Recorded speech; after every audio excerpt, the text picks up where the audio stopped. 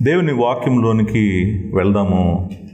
మొదటి పేతురు రాసిన పత్రిక మొదటి 2 వచనాలని నేను చదువుతాను. పేతురు రాసిన మొదటి పత్రిక మొదటి అధ్యాయము మొదటి 2 వచనాలని నేను చదువుతున్నాను. యేసుక్రీస్తు అపోస్తులైన పేతురు తండ్రి అయిన దేవుని భవిష్యత్ జ్ఞానమును బట్టి ఆత్మ వలన పరిశుద్ధత పొందిన వారై విధేయులగుటకును యేసుక్రీస్తు రక్తము వలన ప్రోక్షించబడుటకును ఏర్పరచబడిన వారికి, అనగా పొంతు, గలతియా, కప్పదోసియా, ఆసియా, బితునియాను దేశములందు చెదిరిన వారిలో చేరిన యాత్రికులకు శుభమని చెప్పి వ్రాయినది. మీకు కృపయు సమాధానమును విస్తరిల్లును గాక. నేను కొలస్సీలకు రాసిన పత్రిక చెప్తూ ఉన్న టైంలో ఒక సహోదరి ఈ ప్రశ్న అడిగింది. నాకు గుర్తులేదు, యూట్యూబ్ కామెంట్లో అడిగిందో లేకపోతే వాట్సాప్ గ్రూప్లో అడిగిందో నాకు గుర్తులేదు. ఆమె ఏమి అడిగిందంటే, పాస్టర్ గారు, మీరు ఎక్కువ జీసస్ క్రైస్ట్ గురించి చెప్తారు, పరిశుద్ధాత్ముడు గురించి ఎక్కువ మీరు చెప్పరు ఎందుకు అని అడిగింది నన్ను. అడిగితే నేను అన్నాను, అమ్మా, నేను ఎక్స్పాజిటరీ ప్రీచింగ్ చేస్తున్నాను, అంటే పుస్తకంలో ఉన్న అధ్యాయాలన్నీ వచనాలన్నీ చెప్పుకుంటూ వెళ్తున్నాను. దేవుని వాక్యంలో నాకు ఎదురుగా ఉన్న వాక్యము ఏముంటే అదే చెప్తాను. నేను కొలస్సీలకు రాసిన పత్రిక అంతా జీసస్ క్రైస్ట్ యొక్క గొప్పతనం గురించి, ఆయన ఎవరో, ఆయన మన కోసం ఏం చేశాడో, ఆయన ఔన్నత్యము, ఆయన దైవత్వము గురించి మాట్లాడుతున్న పత్రిక మాది. అందుకే నేను జీసస్ క్రైస్ట్ గురించి చెప్తున్నాను. అంటే నా ఉద్దేశము తండ్రి అయిన దేవుడి గురించి చెప్పట్లేదని, పరిశుద్ధాత్ముడైన దేవుడి గురించి నేను చెప్పట్లేదని కాదు. దేవుని వాక్యంలో నేను చెప్పుకుంటూ వెళ్తుంటే వాక్యము ఏం చెప్తే అది నేను చెప్తానమ్మా, నువ్వు వెయిట్ చెయ్యి, వస్తుంది, తప్పకుండా ఆ వాక్యము కూడా వస్తుంది, దేవుడు వాక్యం వచ్చినప్పుడు నేను చెప్తాను అని ఆమెకు చెప్పాను అనమాట. లాస్ట్ 2 సండేసు, లాస్ట్ 2 మెసేజెస్ నేను త్రిత్వములో ఉన్నటువంటి తండ్రి అయిన దేవుడు గురించి చెప్పాను. తండ్రి అయిన దేవుడు మనుషులందరిలో నుండి ఆయన సంకల్ప ప్రకారము ఆయన ప్రేమించి ఆయన ఏర్పరచుకున్నాడు, ఆయన భవిష్యత్ జ్ఞానం బట్టి అనే మాట చదివాము. 2 వారాలు తండ్రి గురించి చెప్పాను. నేను తండ్రి గురించి, తండ్రి అయిన దేవుని గురించి నేను మాట్లాడుతున్నంతసేపు మీరు అనుకోకూడదు, ఎందుకు పాస్టర్ గారు తండ్రి అయిన దేవుడి గురించే మాట్లాడుతున్నాడు అని. ఎందుకంటే తండ్రి అయిన దేవుని గురించిన వాక్యం వచ్చింది కాబట్టి తండ్రి అయిన దేవుని గురించి నేను చెప్తున్నాను. ఈరోజు మనము పరిశుద్ధాత్ముడి గురించి తెలుసుకోబోతున్నాము. పరిశుద్ధాత్ముడి గురించి దేవుని వాక్యము చాలా చెప్తుంది ఆయన గురించి. ఇక్కడ ఇప్పుడు నేను చదివినటువంటి వచనంలో పరిశుద్ధాత్ముడి గురించి వచ్చింది అనమాట. ఆయనంట ఇక్కడ చూడండి, తన సంకల్ప జ్ఞానాన్ని బట్టి ఎవరినైతే తండ్రి ఏర్పరచుకున్నాడో ఆ ఏర్పాటుకు ఆధారము ఏంటో లాస్ట్ 2 వారాల్లో మనం చూసాము. కానీ ఈరోజు మనం ఏం చూడబోతున్నామంటే, తండ్రి ఏర్పరచుకున్నటువంటి వారిని పరిశుద్ధాత్ముడు ఎట్లా ఈ లోకంలో నుంచి వేరు చేసి వాళ్ళని ప్రతిష్ఠించి వాళ్ళని పరిశుద్ధపరచబోతున్నాడో ఈరోజు మనం చూడబోతున్నాము. తండ్రి అయిన దేవుడు జగత్తు పునాది వేయబడక మునిపే వీళ్ళని ఏర్పరచుకుంటే, పరిశుద్ధాత్ముడు ఎవరినైతే తండ్రి ఏర్పరచుకున్నాడో వాళ్ళు భూమి మీద పుట్టిన తర్వాత వాళ్ళని ఒక్కరినొక్కరిని వెతుక్కుంటూ వెళ్ళి వాళ్ళని తండ్రి సంకల్పంలో ఉన్న వారిని అందరినీ ఎట్లా ఆయన దగ్గరకు తీసుకొని వస్తున్నాడో ఈరోజు మనం పరిశుద్ధాత్ముడి గురించి వినబోతున్నాము. ఈ వాక్యము మన చేతుల్లో ఉంది కదా, దేవుని వాక్యము. దేవుని వాక్యాన్ని మన దగ్గరకు తీసుకొని వచ్చింది ఎవరో తెలుసా? పరిశుద్ధాత్ముడు. అసలు మన చేతుల్లో బైబిల్ ఉండటానికి కారణమే పరిశుద్ధాత్ముడు. ఆత్మావేశము వలన ఈ లేఖనములు రాయబడినాయి. పరిశుద్ధాత్ముడు మనకు దేవుని వాక్యాన్ని ఇచ్చాడు. మనకు దేవుని వాక్యం ఇచ్చింది ఆయనే. అంతేకాదు పరిశుద్ధాత్ముడి గురించి మనం తెలుసుకోవాలంటే పరిశుద్ధాత్ముడికి సృష్టికి ఉన్న సంబంధం ఏంటి, పరిశుద్ధాత్ముడికి కుమారుడైన దేవునికి ఉన్న సంబంధం ఏంటి, పరిశుద్ధాత్ముడు కుమారుడికి ఉన్న సంబంధం గురించి నేను ఒకసారి మీకు జ్ఞాపకం చేస్తాను. పరిశుద్ధాత్మ నిన్ను కమ్మును కదా. మరియకి ఏం చెప్పాడు గాబ్రియల్? పరిశుద్ధాత్ముడు నిన్ను కమ్మును అంటే దేవుని కుమారుడు భూమి మీదకి రావటానికి కారణం ఎవరు? పరిశుద్ధాత్ముడు. దేవుని కుమారుడు భూమి మీద ఉన్నంత కాలము ఆయన్ని ఆత్మపూర్ణుడిగా నింపింది పరిశుద్ధాత్ముడు. దేవుని కుమారుడి జీవితంలో సమస్తము చేసింది పరిశుద్ధాత్ముడు. పరిశుద్ధాత్ముడు సృష్టికి సంబంధం ఉంది, పరిశుద్ధాత్ముడికి దేవుని కుమారుడికి సంబంధం ఉంది, పరిశుద్ధాత్ముడికి దేవుని వాక్యానికి సంబంధం ఉంది. ఈరోజు ప్రత్యేకంగా మనం మాట్లాడుకోబోతుంది ఏంటంటే పరిశుద్ధాత్ముడికి నీకు సంబంధం ఉంది. నీ జీవితంలో పరిశుద్ధాత్ముడు ఏం చేయబోతున్నాడో ఈరోజు మనం ఇక్కడ చూడబోతున్నాం అన్నమాట. వ్యక్తిగతంగా నేను చెప్తున్నాను, ప్రతి ఒక్కరూ ఎవరినైతే తండ్రి ఏర్పరచుకున్నాడో వాళ్ళందరి జీవితాల్లో పరిశుద్ధాత్ముడు చేస్తున్నటువంటి 10 విషయాలు నేను ఈరోజు మీకు చూపిస్తాను. మనకున్న టైంలో వాటిని త్వరగా చూస్తానికి ప్రయత్నం చేద్దాము. ఈరోజు ఈ 10 మీ జీవితంలో పరిశుద్ధాత్ముడు చేస్తున్నాడు అని మీకు అర్థమైతే చాలు. రాబోయే రోజుల్లో మీరు ఆత్మైన దేవుని యొక్క కార్యాన్ని బోల్డంత చూస్తాం. దేవుని సంకల్పంలో ఆయన గురించి చాలా ఉంది. అదంతా మనం వింటాము, జాగ్రత్తగా నేర్చుకుందాము. ఎందుకంటే నిన్ను ప్రేమించి నిన్ను పరిశుద్ధపరిచి నిన్ను ఆయన కోసం ఏర్పరచుకొని నిన్ను నిత్య జీవానికి తీసుకెళ్లేటువంటి బాధ్యత త్రిత్వమైనటువంటి దేవుడు తీసుకున్నాడు. వాళ్ళు ముగ్గురు కలిసి చేస్తున్నారు. ఇది తండ్రి అయిన దేవుడు ఏర్పరచుకున్నాడు, పరిశుద్ధాత్మ దేవుడు నిన్ను వేరు చేస్తున్నాడు, పరిశుద్ధాత్మ దేవుడు నిన్ను దేవుని కుమారుని స్వరూపము గలవాడిగా ఆయన చేస్తాడనమాట. సో పరిశుద్ధాత్ముడు నీ జీవితంలో చేస్తున్నటువంటి 10 విషయాల గురించి నేను ఈరోజు నీతో మాట్లాడబోతున్నాను. ఒకసారి ఇక్కడ టెక్స్ట్లో అసలు ఏముందో చూద్దాం. టెక్స్ట్లో చూసి మనం ఆ 10 విషయాలు ఏంటో చూద్దాం. మొట్టమొదటిది ఇక్కడ టెక్స్ట్ ఏం చెప్తుంది? ఆత్మ వలని పరిశుద్ధత పొందిన వారై ఆయన దగ్గర ఆగిపోవాలి యాక్చువల్గా. ఎందుకంటే అక్కడ తెలుగు బైబిల్లో ఎలా ఉండాలంటే ఆత్మ వలన పరిశుద్ధత పొందిన వారై యేసుక్రీస్తుకు విధేయులగుటకును మరియు ఆయన రక్తం వలన ప్రోక్షించబడుటకు ఏర్పరచబడిన వారని ఉండాలి అక్కడ. సో ఆ కరెక్షన్ మీరు గుర్తుపెట్టుకోండి. ఇక్కడ ఆత్మ అయిన దేవుడు గురించి 2 విషయాలు ఇక్కడ ఉన్నాయి. ఏంటంటే ఆత్మ అయిన దేవుడు పరిశుద్ధత పొందేటట్టు చేస్తాడంట వాళ్ళని. ఎవరినైతే తండ్రి ఏర్పరచుకున్నాడో వాళ్ళని పరిశుద్ధాత్మ దేవుడు ఏం చేస్తాడంట? పరిశుద్ధత పొందిన వారై ఉండేటట్టుగా చేస్తాడు అని. ఇక్కడ ఎన్ని క్వశ్చన్లు రైజ్ చేయాలో అన్ని క్వశ్చన్లు రైజ్ చేశారు. ఇక్కడ ఏం క్వశ్చన్లు రైజ్ చేస్తారు? అసలు ఇక్కడ ఆత్మ అంటే ఎవరు అనే క్వశ్చన్ ఒకటి రైజ్ చేశారు. 2 పరిశుద్ధత పొందటం అంటే ఏంటి? పరిశుద్ధత ఆత్మ వలన పరిశుద్ధత పొందారంట వీళ్ళు. ఆత్మ వలన పరిశుద్ధత పొందటం అంటే ఏంటి? అంటే దేవుడిని నమ్ముకుంటారా? పరిశుద్ధాత్మ దేవుడి వలన దేవుడిని నమ్ముకుంటారా? పరిశుద్ధత పొందటం అంటే ఏంటి అనేటువంటి ప్రశ్న కూడా ఇక్కడ రైజ్ చేశారనమాట. సో ఈ 2 ప్రశ్నలకి నేను ఇక్కడ స్పష్టంగా యాక్చువల్గా తెలుగు బైబిల్ అయితే చాలా చక్కగా ఆత్మ అనేటువంటిది పెద్ద అక్షరాలతో బోల్డ్ చేసి రాశారు కాబట్టి మనకు తెలుసు పరిశుద్ధాత్ముడే అనేటువంటిది. సో ఇంకొకటి ఇక్కడ త్రిత్వం ముగ్గురు కనిపిస్తున్నారు కదా. తండ్రి అయిన దేవుడు కనిపిస్తున్నాడు, పరిశుద్ధాత్ముడైన దేవుడు కనిపిస్తున్నాడు, జీసస్ క్రైస్ట్ కనిపిస్తున్నాడు. ముగ్గురు కనిపిస్తున్నారు. సో ముగ్గురు ఇక్కడ ఉన్నారు కాబట్టి ఇక్కడ మాట్లాడుతున్నటువంటి ఆత్మ పరిశుద్ధాత్మ దేవుడు అని మనకు తెలుసు. నంబర్ 1. నంబర్ 2, పరిశుద్ధతను ఆయన వలన మనం పరిశుద్ధత పొందుతున్నామంట.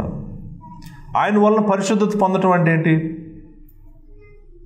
ఒక మాటే ఉంది అక్కడ, ఎక్కువ ఏమీ లేదు. అక్కడ వాడినటువంటి గ్రీకు పదము హాగియాస్మో అనేటువంటి గ్రీకు పదం అని పరిశుద్ధత పొందిన వారే. ఆ పదానికి అర్థం ఏంటంటే వేరు చేయబడటం, సెపరేషన్ అనేటువంటి మాట. ఆ పదానికి అక్కడ పరిశుద్ధత పొందిన వారు అనే మాట ఉంది కదా, ఆ మాట అక్కడ వాడినటువంటి గ్రీకు మాటకు అర్థం ఏంటంటే సెపరేషన్, అంటే వేరు చేయటం. అంటే అర్థం ఏంటంటే పరిశుద్ధత చేయటం అంటే పరిశుద్ధాత్మ దేవుడు మనల్ని పరిశుద్ధపరుస్తాడంటే అర్థం ఏంటంటే లోకంలో ఉన్న వాళ్ళందరిలో నుంచి తండ్రి ఏర్పరచుకున్న వాళ్ళని ఆయన వేరు చేస్తాడంట, సెపరేట్ చేస్తాడంట ఉన్న అందరిలో నుంచి. ఇంకొక మాట దానికి కాన్సెక్రేషన్ అని కూడా అర్థం. అంటే అర్థం ఏంటంటే ప్రతిష్ఠించడం. వాళ్ళని వేరు చేసి ఏం చేస్తాడు ఆయన? వాళ్ళని దేవుడి కోసం ప్రతిష్ఠిస్తాడంట. ఇప్పుడు చూడండి, దేవాలయంలో బలిపీఠం కానివ్వండి, దేవాలయంలో ఉన్నవన్నీ కూడా అవన్నీ ప్రతిష్ఠించబడి, అంటే దేవుని కోసం ప్రత్యేకంగా ఏర్పాటు చేయబడి. అంతేకాదు లేవీలు ప్రతిష్ఠించబడ్డారు. ఎందుకంటే వాళ్ళ పని ఏంటంటే దేవుని ఎదుట యాజకత్వం చేయడం. ప్రతిష్ఠించబడింది అంటే అర్థం ఏంటంటే అది ప్రత్యేకంగా దేవుడి కోసం సెపరేట్ చేయబడింది. దాన్ని ఎవరు కూడా వేరే లోక మాలిన్యం కానీ చెడు కానీ ఏది దానికి తాకకూడదు. ఎందుకు తాకకూడదు అంటే అది దేవుని కోసం ప్రత్యేకపరచబడింది. సో పరిశుద్ధాత్ముడు అంట ఈ లోకంలో నుంచి తండ్రి ఏర్పరచుకున్న వాళ్ళని వేరు చేస్తాడంట. వేరు చేయడమే కాదు, తండ్రి అయిన దేవునికి ప్రతిష్ఠిస్తాడంట. దేవుని కోసం వీళ్ళు ఉన్నారు అని చెప్పి వాళ్ళని దేవుని దగ్గరికి తీసుకొస్తాడంట. ఆ తర్వాత ఇంకొక విధంగా కూడా దీన్ని అర్థం చేసుకోవచ్చు. అదేంటంటే అఫ్కోర్స్ పవిత్రపరచడం. వాళ్ళని వేరు చేయటమే కాదు, ప్రతిష్ఠించడమే కాదు, వాళ్ళని పరిశుద్ధపరుస్తాడంట, పవిత్రపరుస్తాడంట. సో ఇది అంతా పాస్టర్ గారు ఆ ఒక్క మాటలోనే ఉందా? ఆ ఒక్క మాటలో ఏముంది అసలు? ఆత్మ వలన పరిశుద్ధత పొందిన వారు అని ఉంది కదా. పరిశుద్ధత పొందటం అంటే ఏంటి? ఓకే, అంటే ఒకవేళ ఈ లోకంలో నుంచి పాపాన్ని విడిచిపెట్టి దేవుడి వైపు తిరగటమేనా? ఇంకేమైనా ఉందా దాంట్లో? ఆ మాటలో ఎంత ఉంది? ఆ మాటలో కొంతమంది ఏమంటారు తెలుసా? ఆ మాటలో ఏమి లేదు. ఏముందంటే పరిశుద్ధాత్మ దేవుడు పాపాన్ని ఒప్పించి ఈ లోకంలో నుంచి నిన్ను దేవుడి వైపు తీసుకొస్తాడు, నిన్ను రక్షిస్తాడు. ఇది రక్షణకు సంబంధించినటువంటిది మాత్రమే. తర్వాత పరిశుద్ధత గురించి తర్వాత చెప్తున్నాడు పేతురు. ఇక్కడ ఓన్లీ రక్షణ గురించే మాట్లాడుతున్నాడు అని చెప్పి కొంతమంది అంటారు అనమాట. 14వ వచనం చూడండి, మొదటి అధ్యాయంలో, నేను పరిశుద్ధుడినే ఉన్నాను కనుక మీరు పరిశుద్ధులై ఉండడం రాయబడి ఉన్నది కదా. సో అంటే ఇక్కడ మొదటి అధ్యాయం మొదటి 2 వచనాల్లో పరిశుద్ధాత్మ దేవుడు చేస్తుంది ఏంటంటే ఓన్లీ రక్షించడమే. రక్షించిన తర్వాత మనల్ని ఆయన పరిశుద్ధపరుస్తున్నాడు. ఆ పరిశుద్ధపరచడం అనేటువంటిది ఇక్కడ మొదటి 2 వచనాల్లో లేదు, తర్వాత ఉంది ఈ పుస్తకంలో అని చెప్తారు కొంతమంది. అంటే 14వ వచనంలో ఉందని చెప్తారు, 22వ వచనంలో ఉందని చెప్తారు. సో వరుసన ఇంకా అంటే మిగిలిన పుస్తకం అంతా కూడా రక్షణ గురించి కాదు, మిగిలినంతా దేవుని కుమారుని స్వరూపంలోనికి మార్చడం గురించి అని చెప్తారు. నేనేమంటున్నానంటే పరిశుద్ధత పొందిన వారే అని ఉంది కదా. ఆత్మ వలన పరిశుద్ధత పొందిన వారే. ఆత్మ వలన పరిశుద్ధత పొందటం అంటే ఏంటి? ఆత్మ వలన పరిశుద్ధత పొందటం అంటే ఏంటి? నాకు జరిగిందా ఇది? నీకు జరిగిందా ఇది? ఒకవేళ జరిగితే ఎప్పుడు జరిగింది? అది నేను మాట్లాడుతున్నాను. ఈ మాటకు పరిశుద్ధత పొందినవారు అనేటువంటి మాట వెనకాల ఉన్న గ్రీకు మాటకు అర్థం ఏంటో చెప్పాను. మీరు ఎంతమంది ఫాలో అయ్యారో నాకు తెలియదు. ఆ మాటకి హాగియాస్మో అనేటువంటి మాటకి అర్థం ఏంటంటే 1 వేరు చేయబడటం, 2 ప్రతిష్ఠించబడటం, 3 పవిత్రపరచబడటం. సో పరిశుద్ధాత్ముడు ఏం చేస్తున్నాడంటే మన జీవితంలో మనల్ని వేరు చేస్తున్నాడు, మనల్ని ప్రతిష్ఠిస్తున్నాడు, మనల్ని పవిత్రపరుస్తున్నాడు. సో ఆ 3 ఇక్కడ ఆ మాటలో ఉన్నాయి అని చెప్పాను. చెప్పి ఇంకొక మాట కూడా నేను చెప్పాను. ఏం చెప్పానంటే పరిశుద్ధపరచటం అంటే ఒక్కసారి నా జీవితంలో జరిగేటువంటి ఒక క్రియ గురించి ఇక్కడ పేతురు మాట్లాడుతున్నాడా, లేకపోతే ఒక విశ్వాసి యొక్క జీవితం మొదలు నుంచి ఆఖరి వరకు అంతా మాట్లాడుతున్నాడా? ఇక్కడ మొదటి 2 వచనాల్లో ఇక్కడ మాట్లాడేది ఓన్లీ రక్షణ గురించేనా, లేకపోతే రక్షణతో పాటు జీవితాంతం నాతో ఆయన ఉండి నన్ను పరిశుద్ధపరుస్తూ దేవుని కుమారుడి స్వరూపంలోకి మారుస్తూ నన్ను ప్రతిష్ఠించిన ఆయన విడిచిపెట్టకుండా ఆఖరి వరకు నాకు తోడుగా ఉంటాడనేటువంటిది ఈ మాట చెప్తుందా, లేకపోతే కేవలం నా రక్షణ రోజున ఏం జరుగుతుందో దాని గురించే చెప్తుందా ఈ మాట అని నేను మాట్లాడుతున్నాను. కొంతమంది ఏమంటారంటే ఈ మొదటి 2 వచనాల్లో ఇక్కడ చెప్పినటువంటి పరిశుద్ధత అనేటువంటి మాట నీ రక్షణ గురించే మాట్లాడుతుంది, తర్వాత పరిశుద్ధాత్మ దేవుడు నిన్ను పరిశుద్ధతలోకి నడిపిస్తాడు, అదంతా మిగిలిన పుస్తకం అంతా చెప్తుంది. ఇక్కడ మొదటి 2 వచనాల్లో మాత్రము పరిశుద్ధపరచబడటం అంటే ఓన్లీ పరిశుద్ధాత్ముడు నిన్ను రక్షిస్తాడు అంతే అని కొంతమంది అంటారు. నేనేమంటానంటే అలా కాదు అంటాను. మొదటి 2 వచనాల్లో పేతురు ఏం చెప్తున్నాడంటే, తండ్రి అయిన దేవుడు, కుమారుడైన దేవుడు, పరిశుద్ధాత్ముడైన దేవుడు ముగ్గురు కలిసి మన రక్షణ ప్రణాళికను ఎలా మొదలుపెట్టి ఎలా ముగిస్తున్నారో మొత్తం ఉంది అంటున్నాను నేను. 2 వచనాలు మన జీవితంలో జరిగేది అంతా గురించి మాట్లాడుతుంది, కానీ ఓన్లీ మనల్ని పరిశుద్ధాత్మ దేవుడు రక్షిస్తాడని మిగిలిందంతా తర్వాత అధ్యాయాల్లో తర్వాత వచనాల్లో ఉందని నేను అనుకోవట్లేదు. ఇక్కడ పరిశుద్ధత పొందటం అంటే, పరిశుద్ధాత్ముడు మనల్ని పరిశుద్ధపరచడం అంటే అర్థం ఏంటంటే, ఈ లోకంలో నుంచి వేరు చేసిన దగ్గర నుంచి మనల్ని నిత్యత్వంలో దేవుడి సన్నిధిలో నిలబెట్టేంత వరకు కావాల్సింది మొత్తం ఉంది ఆ మాటలో. ఆ మాటలో ఏముంది? మనల్ని చీకటిలో బ్రతుకుతున్న మనల్ని, అంధకారంలో బ్రతుకుతున్న మనల్ని, పాపములో బ్రతుకుతున్న మనల్ని, దేవుడే వద్దనుకొని తిరుగుతున్న మనల్ని, మన ఇష్టానుసారంగా బ్రతుకుతున్న మనల్ని దగ్గరికి మనల్ని వెతుక్కుంటూ వచ్చి మనల్ని పట్టుకొని అంధకార సంబంధమైన రాజ్యంలో నుంచి మనల్ని విడిపించి దేవుని కుమారుడు రాజ్యంలోకి మనల్ని తీసుకుని వచ్చి మనల్ని ఈ లోకంలో ఉన్నంత కాలం మనల్ని పరిశుద్ధపరుస్తూ దేవుని కుమారుని స్వరూపంలోకి మార్చి మనం మరణించిన తర్వాత మరలా మనం చనిపోయిన మనల్ని లేపి మనల్ని పునరుద్ధానం ఇచ్చి మనల్ని తీసుకొని వెళ్ళి జాగ్రత్తగా తండ్రి అయిన దేవుని సన్నిధిలో నిలబెట్టేటువంటి బాధ్యత మొత్తం పరిశుద్ధాత్మ దేవుడు తీసుకున్నాడండి. ఆయన ఎంత చేస్తున్నాడో నీకు తెలియదు, నీకోసం అంతా ఆయనే చేస్తున్నాడు. ఎంత బాధ్యత తీసుకున్నాడో నీకు తెలియదు నీ గురించి. మొత్తం నువ్వు పాపంలో ఉన్న రోజుల నుంచి నువ్వు జ్ఞాపకం చేసుకో. ఆఖరికి దేవుణ్ణి నీ కన్నులతో చూసేంత రోజు వరకు కూడా నిన్ను విడిచిపెట్టకుండా నిన్ను జాగ్రత్తగా ఏం చేస్తున్నాడో పరిశుద్ధాత్ముడు నేను ఈరోజు మీకు చూపించబోతున్నాను. సో మీరు చాలామంది అనుకుంటున్నారు, ఓ నేనే దేవుడిని నమ్ముకున్నాను, నేనే ఆయన దగ్గరికి వచ్చాను, నేనే ఆయన్ని వెతికాను, నేనే పరిశుద్ధంగా నడుస్తున్నాను, నేనే ప్రార్థన చేస్తున్నాను అని మీరు అనుకుంటున్నారు. ఇదంతా నా వల్లనే జరుగుతుందని మీరు అనుకుంటున్నారు. దీనికి రెండో సైడు నేను ఈరోజు మీకు చూపించబోతున్నాను. చూడండి, మీరు ఒకసారి ఆలోచించండి. చనిపోయిన చెట్టుని మనం బతికించగలం? చనిపోయిన చెట్టుని బ్రతికించగలం?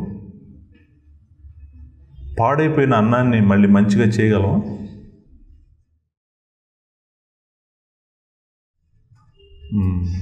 దేవుడు చేయగలడా? నిజంగా మనకు దేవుడు ఎంత చేశాడో మనకు తెలియదు. ఒకరోజు మనకు అర్థమవుతుంది. ఎప్పుడు అర్థమవుతుంది అంటే, ఆయన్ని మనం చూస్తాం కదా, ఆయన్ని చూసి మహిమను చూసి ఆయన ముఖాముగ్గా చూసి వెనక్కి చూసుకుంటాం కదా, వామ్మో దేవుడు నన్ను అక్కడి నుంచి కాపాడాడా, నేను అక్కడ ఉండాల్సిందా, అక్కడి నుంచి దేవుడు నన్ను తప్పించి ఇన్ని అగాధాలు దాటి నన్ను తీసుకొని ఆయన సన్నిధికి తెచ్చుకున్నాడా, ఇంత జరిగిందా అని ఆ రోజు మనం వెనక్కి చూసుకొని ఇంకా సంతోషంతో ఉత్సాహంతో దేవుడిని మనం స్తుతిస్తాం. దేవుడు ఎంత చేశాడో నీకు తెలీదు, ఎంత చేస్తున్నాడో నీకు తెలీదు. గుర్తుపెట్టుకోండి, మనిషి స్థితి ఏంటో తెలుసా అండి? పరిశుద్ధ ఆత్మ దేవుడు ఒక వ్యక్తి దగ్గరికి రాకముందు మనిషి స్థితి ఏంటో నేను చూపిస్తాను మీకు. జాగ్రత్తగా నన్ను ఫాలో అవటానికి ప్రయత్నం చేయండి. ఎఫ్సీలకు రాసిన పత్రిక 2వ అధ్యాయము 1వ వచనాన్ని చదువుకుందాం. ఎఫ్సీలకు రాసిన పత్రిక 2వ అధ్యాయము 1వ వచనాన్ని చదువుకుందాం. మీ అపరాధముల చేతను పాపముల చేతను మీరు చచ్చిన వారై ఉండగా ఆయన మిమ్మును క్రీస్తుతో కూడా బ్రతికించును. 2 మాటలు ఇప్పుడు మనం చదివిన వచనంలో 2 మాటలు మీరు అండర్లైన్ చేసుకోవాల్సిన మాటలు ఏంటో చెప్తాను. మీరు చెప్తారా ఎవరైనా ఆ 2 మాటలు ఏంటో? 2 మాటలు ఉన్నాయి. ఆ 2 ఏంటో నేను చెప్తాను. మొట్టమొదటిది చచ్చెను, రెండో మాట బ్రతికిను. ఈ 2 అండర్లైన్ చేసుకోండి. చచ్చిపోయిన వ్యక్తిని బ్రతికించాలి. చచ్చిపోయిన వ్యక్తిని ఎవరు బ్రతికించగలరు? చచ్చిపోయిన దాన్ని బ్రతికించడం అవుతుందా? ఆయన చెప్తున్నాడు, మీ అపరాధాల్లో మీ పాపాల్లో మీరు చచ్చిపోయారు, అయితే కూడా దేవుడు మిమ్మును క్రీస్తుతో కూడా బ్రతికించాడు. సో ఇక్కడ మనం మరణం అనేటువంటిది జరిగింది, మనకి చచ్చిపోయి ఉన్నాము. చచ్చిపోయి ఉన్నప్పుడు ఆయన మనల్ని కనికరించాడు అనేటువంటిది ఇక్కడ చూస్తాం. దేవుడి దగ్గరికి రాకముందు నీ స్థితి ఏంటి? నువ్వు అపరాధాల్లో పాపాల్లో చచ్చిపోయి ఉన్నావు. దేవుణ్ణి వెతుకుతున్నావా? నువ్వు చచ్చిపోయి ఉన్నావు. అపరాధాల్లో పాపాల్లో అంటే అర్థం ఏంటంటే మన ఇష్టానుసారంగా మన కోరికలు మనం నెరవేర్చుకుంటూ, మన శరీరం చెప్పినట్టు చేస్తూ, మన మనసు చెప్పినట్టు చేస్తూ, మనం చీకటి ఏం చేయాలనుకుంటే అది మన ఇష్టానుసారంగా బతికాం. దేవుడి దగ్గర మనం రానప్పుడు అలా చేయటం వల్ల ఏం జరిగిందంటే మనం చచ్చిపోయామంట. చచ్చిపోలేదు, చచ్చిపోయినట్టుగా ఉన్నాము అని ఎవరైనా అన్నారనుకోండి, నేను ఒప్పుకోను దానికి. మీరు అలా అనకండి. చచ్చిపోయారని దేవుడు వాక్యం చెప్తుంటే చచ్చిపోలేదు, నేను బాగానే ఉన్నానని ఎవరన్నా అన్నారనుకోండి, నేను ఒప్పుకోను దానికి. నువ్వు లోపల చచ్చిపోయావు. బయటికి అంటే భౌతికంగా నడుస్తున్నావు, భౌతికంగా అన్నం తింటున్నావు, పడుకుంటున్నావు, నడుస్తున్నావు, కానీ నిత్య జీవానికి సంబంధించింది నీలో ఏమీ లేదు. యు ఆర్ డెడ్, చచ్చిపోయావు. నిత్య జీవానికి కానీ దేవుడికి సంబంధించింది కూడా నీలో ఏమీ లేదు. అలాంటి టైంలో నువ్వు దేవుణ్ణి ఎలా ఎదుగుతావు? నువ్వు చచ్చిపోయి ఉన్న నువ్వు దేవుణ్ణి ఎలా వెతుకుతావు? దేవుణ్ణి నువ్వు వెతకగలవా? చచ్చిపోయిన వెతకగలవా దేవుణ్ణి? 3వ అధ్యాయము 9వ వచనం చూడండి. నీతిమంతుడు లేడు, ఒక్కడును లేడు, గ్రహించువాడెవడును లేడు, దేవుణ్ణి వెదకువాడును లేడు. ఒక్కడు కూడా లేడంట దేవుణ్ణి వెతికేవాడు. నేను దేవుడిని వెతికాను పాస్టర్ గారు, నేనే దేవుడి దగ్గరికి వచ్చాను పాస్టర్ గారు. నా క్వశ్చన్ ఏంటి? అసలు ముందు నువ్వు చచ్చిపోయావు, నువ్వు ఎట్లా వచ్చావు దేవుడి దగ్గరికి? 2, నువ్వు వెతకట్లేదని దేవుడి వాక్యం చెప్తుంది. దేవుడు ఒకవేళ ఈ లోకంలో చాలామంది నమ్మేటువంటి భవిష్యత్తు జ్ఞానం ఆయన టైంకు ముందుకు చూశాడు, ముందుకు చూసి అనే మాట మాట్లాడతారు కదా. ఒకవేళ దేవుడు ముందుకు చూసినా కూడా, ముందుకు చూస్తే ఏం కనపడుతుందో తెలుసా? ఆయనకి చచ్చిపోయిన వాళ్ళు కనపడుతున్నారు, ఆయన వెతకని వాళ్ళు కనపడుతున్నారు. ఆయన నమ్మిన వాళ్ళు ఎవరు కనపడలేదు ఆయనకి. ఆయన నమ్ముకున్న వాళ్ళు, ఆయన నమ్ముతున్న వాళ్ళు, సువార్తకు స్పందిస్తున్న వాళ్ళు ఎవరూ లేరు. అందరూ చనిపోయి వాళ్ళ పాపాల్లో, అపరాధాల్లో చచ్చిపోయి ఉన్నారు. అంతేకాదు ఆయన ఎవరు వెతకట్లేదంట. అది స్థితి. మనం దేవుణ్ణి వెతకట్లేదు, ఎందుకంటే దేవుణ్ణి మనం వెతికే స్థితిలో లేమన్నమాట. ప్రకృతి సంబంధమైన మనుషుడు దేవుని ఆత్మ విషయములను అంగీకరింపుడను 1 కొరింథీయులకు రాసిన పత్రిక 2వ అధ్యాయం 14వ వచనం. ప్రకృతి సంబంధమైన మనుషుడు దేవుని ఆత్మ విషయములను అంగీకరింపుడు, అది అతనికి వెర్రితనముగా ఉన్నవి. నేను సువార్త చెప్తుంటే వెర్రివాళ్ళలాగా చూస్తారు మనం, ఎందుకంటే హీఈస్ డెడ్. నేను ఎంతసేపు జీసస్ క్రైస్ట్ గురించి చెప్పినా కూడా ఏం పట్టించుకోరు, ఏం వినరు. ఎందుకు పట్టించుకోరు అంటే నువ్వు చచ్చిపోయిన వాడితో మాట్లాడుతున్నావు. ఏం వింటాడు వాడు? You are speaking to someone who is dead already. అంగీకరించడంట. మీకు అర్థమైందా? సువార్త చెప్తుంటే చాలామంది స్పందించరు. ఎందుకు స్పందించరు అంటే చనిపోయి ఉన్నారు వాళ్ళు స్పందించలేరు అని దేవుని వాక్యము సెలవిస్తుంది. 2వ కొరింథీయులకు రాసిన పత్రిక 4వ అధ్యాయము 4వ వచనంలో ఈ మాట ఉంటుందన్నమాట. దేవుని స్వరూపి అయిన క్రీస్తు మహిమను కనపరచు సువార్త ప్రకాశము వారికి ప్రకాశింపకుండా ఈ యుగ సంబంధమైన దేవత అవిశ్వాసులైన వారి మనోనేత్రములకు గుడ్డితనము కలుగు చేసిన. చూడండి, చచ్చిపోవటమే కాదు, ఇంకొక ప్రాబ్లం కూడా ఉంది. ఏంటిది? గుడ్డితనం. So blind. దేవుని స్వరూపి అయి ఉన్న క్రీస్తు, జాగ్రత్త గుర్తుపెట్టుకోండి, he is the image of God.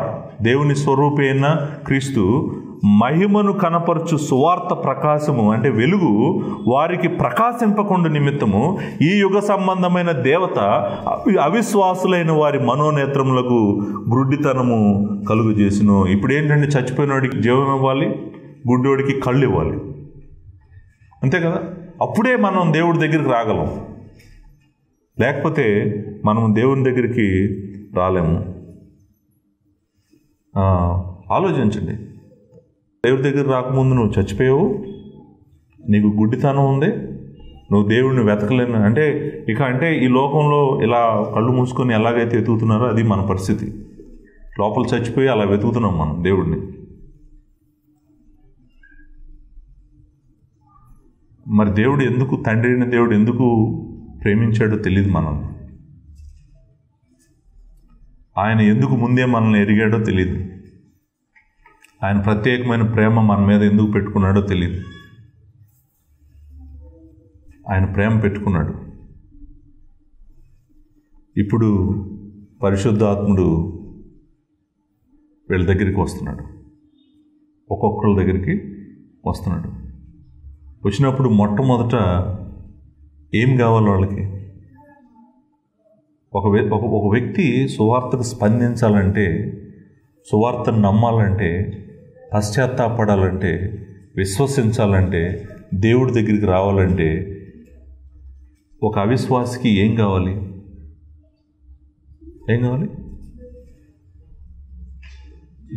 జీవము కావాలి. జీవం లేకుండా మనం దేవుడి దగ్గరికి రాలేము.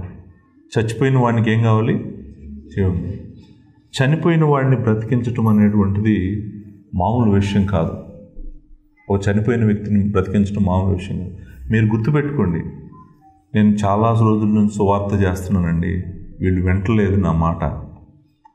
చాలా రోజుల నుంచి వీళ్ళని బ్రతిమలాడుతున్నానండి, వీళ్ళు రావట్లేదండి దేవుడి దగ్గరికి. వాళ్ళు రావట్లేదని నువ్వు అనుకుంటున్నావు. వాళ్ళు రాలేని స్థితిలో ఉన్నారు. వాళ్ళ స్థితి ఏంటంటే వాళ్ళు రాలేరు, వాళ్ళు చనిపోయి ఉన్నారు. నువ్వు అందుకే దేవుడు పాదాలు పట్టుకోవాలి. వాళ్ళకి జీవం ఇవ్వగలిగిన వాడు దేవుడు ఒక్కడే. ఏ రోజైతే లోపల వాళ్ళకి జీవం వస్తుందో వెంటనే చచ్చిపోయిన వాళ్ళు లేచినట్టు లెగుస్తారు. వాళ్ళు లేచి బైబిల్ పట్టుకొని చర్చికి వస్తారు. నువ్వేం చెప్పవసరం వాళ్ళకి. ఎప్పుడంటే ఆయన వెళ్ళి వాళ్ళకి జీవం ఇచ్చిన రోజు వాళ్ళు లేచి, వాళ్ళ అంతరాలు లేచి బైబిల్ పట్టుకొని పరిగెట్టుకుంటూ దేవుడి సన్నిధిని వెతుక్కుంటూ వస్తారు. నువ్వు అలానే వచ్చావు, నేను అలానే వచ్చాను. నేను రావటానికి, నువ్వు రావటానికి కారణము మనకు జీవమునిచ్చినటువంటి పరిశుద్ధాత్మ దేవుడు. మొట్టమొదటి పని మన జీవితంలో ఆయన చేసింది ఏంటో తెలుసా? ఆయన మనకేమిచ్చాడు? జీవమునిచ్చు. ఆయనకున్న పేరే జీవమునిచ్చు ఆత్మ అనేటువంటిది మనం చాలాసార్లు చూస్తాము.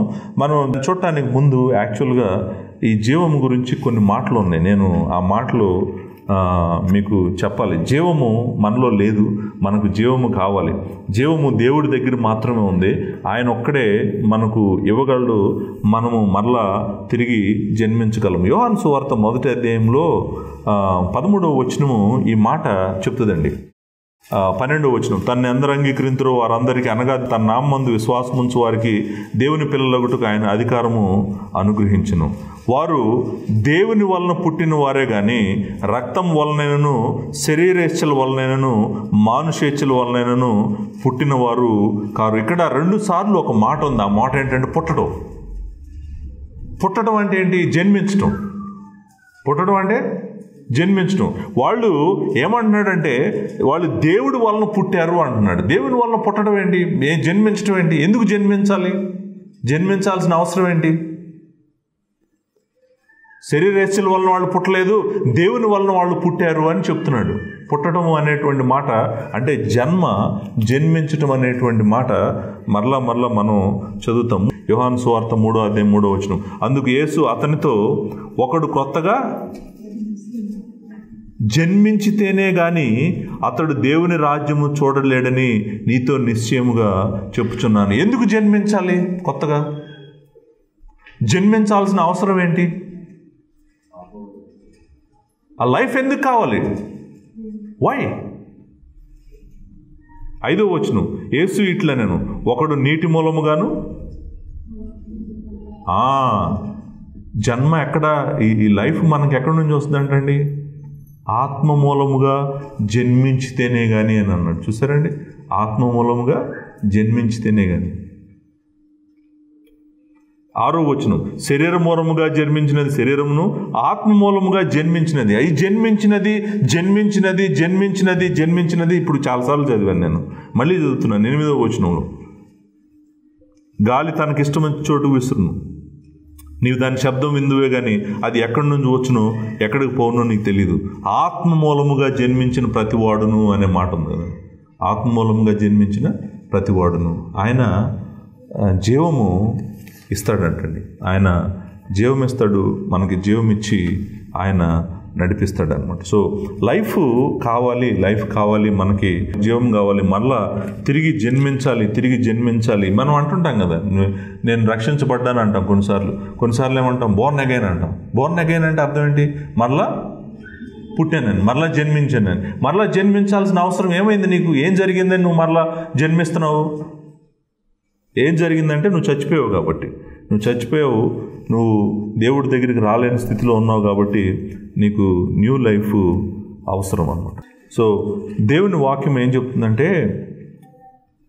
చచ్చిపోయినటువంటి వాళ్ళకి జీవం ఇచ్చువాడు పరిశుద్ధాత్మ దేవుడేనంట. దేవుడే పరిశుద్ధాత్మ దేవుడు.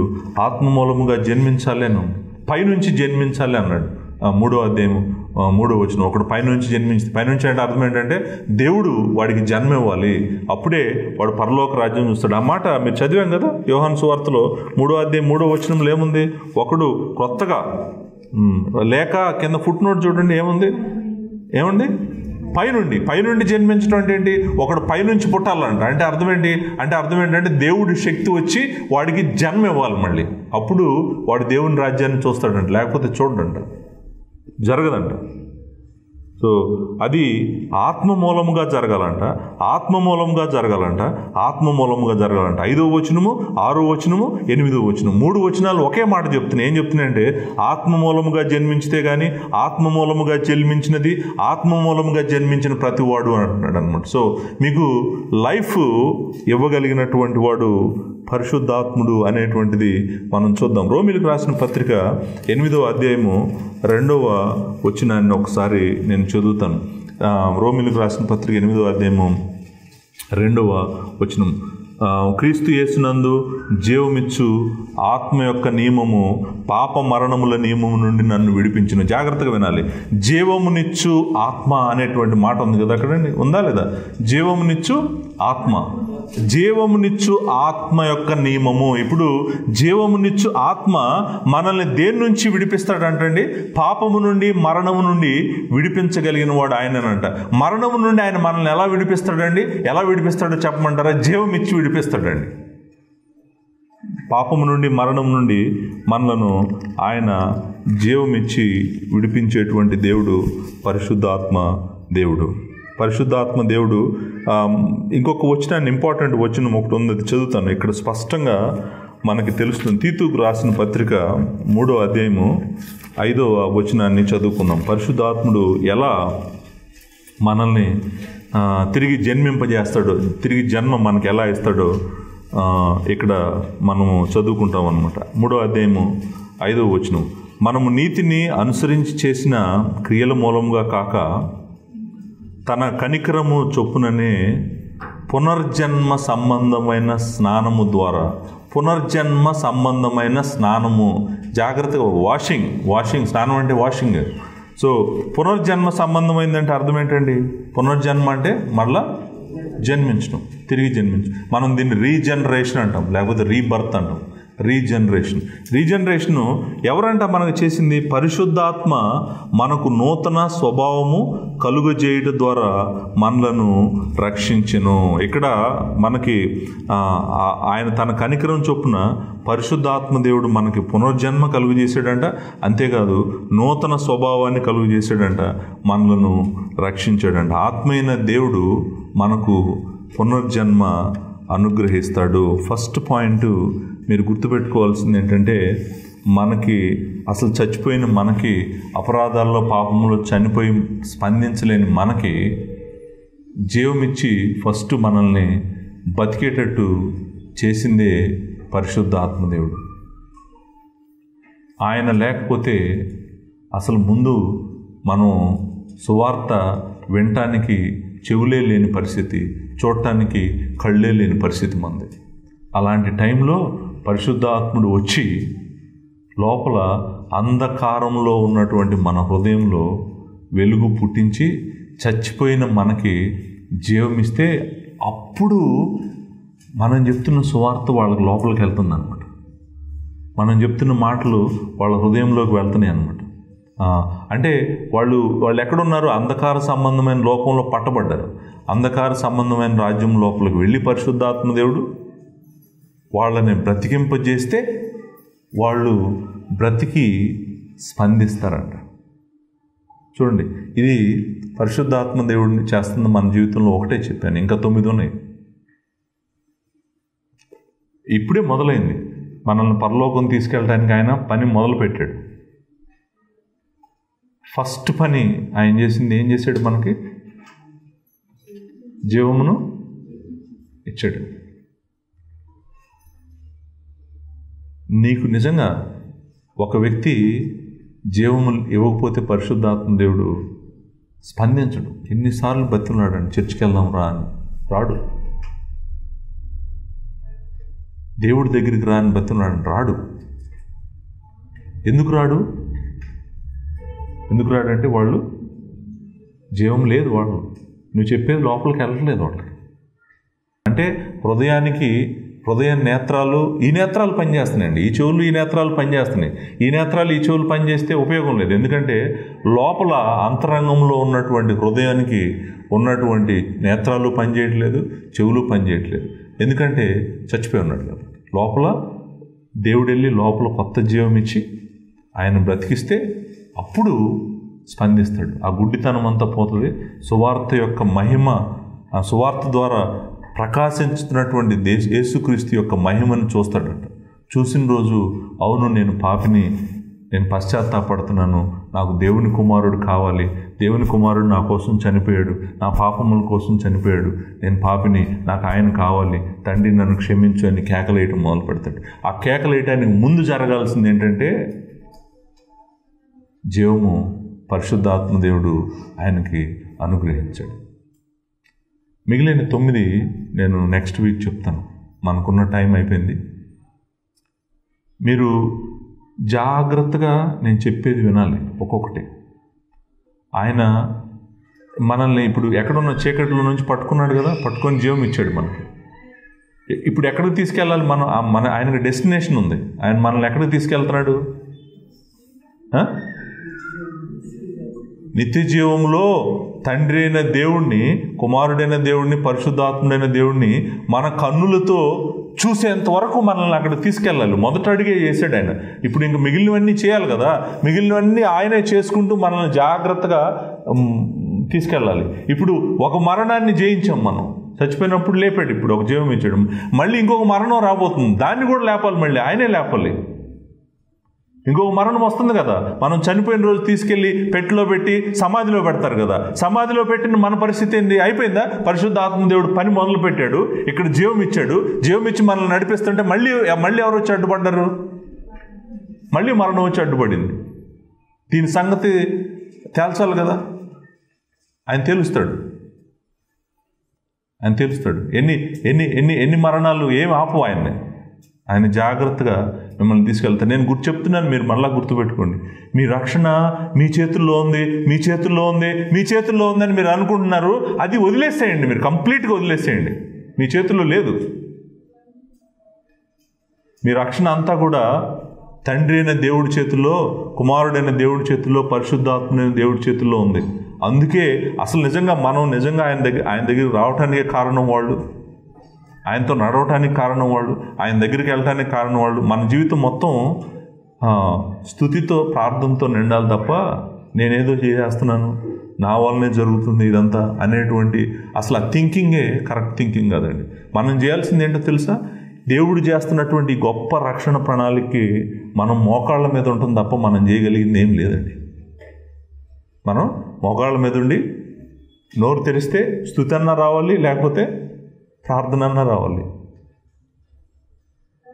అంతకు మించి నేనేదో చేసేస్తున్నాను, నా వలన ఇదంతా జరుగుతుంది అని మీరు అనుకుంటున్నారేమో.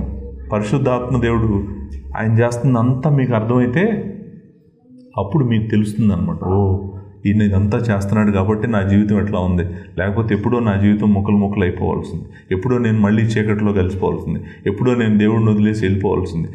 మన జీవితంలో వచ్చే మహాశ్రమలు మామూలు శ్రమలు కాదు, కష్టాలు మామూలు కష్టాలు కాదు.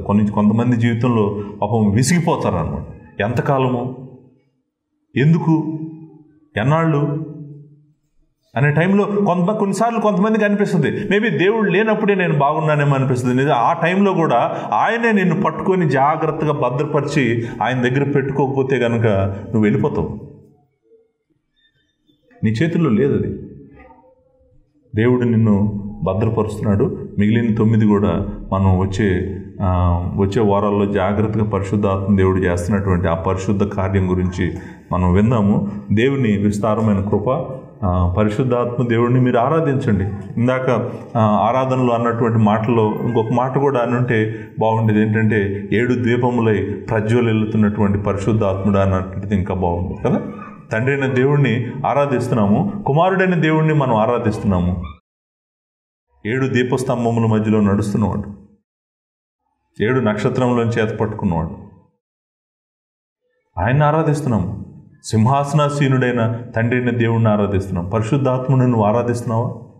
సమయం తీసుకొని ఆయన ఆరాధించకపోతే ఈ రోజు నుంచి నువ్వు ఆరాధించు. అయ్యా, నువ్వు జీవమునిచ్చు ఆత్మ, నువ్వు నాకు జీవం ఇచ్చావు కాబట్టి నేను అసలు జీసస్ క్రైస్ట్ని చూడగలిగాను. లేకపోతే నేను జీసస్ క్రైస్ట్ యొక్క మహిమని చూడకుండా గుడ్డోడిని అయిపోయాడిని అని మీరు పరిశుద్ధాత్మ దేవుణ్ణి ఆరాధించండి.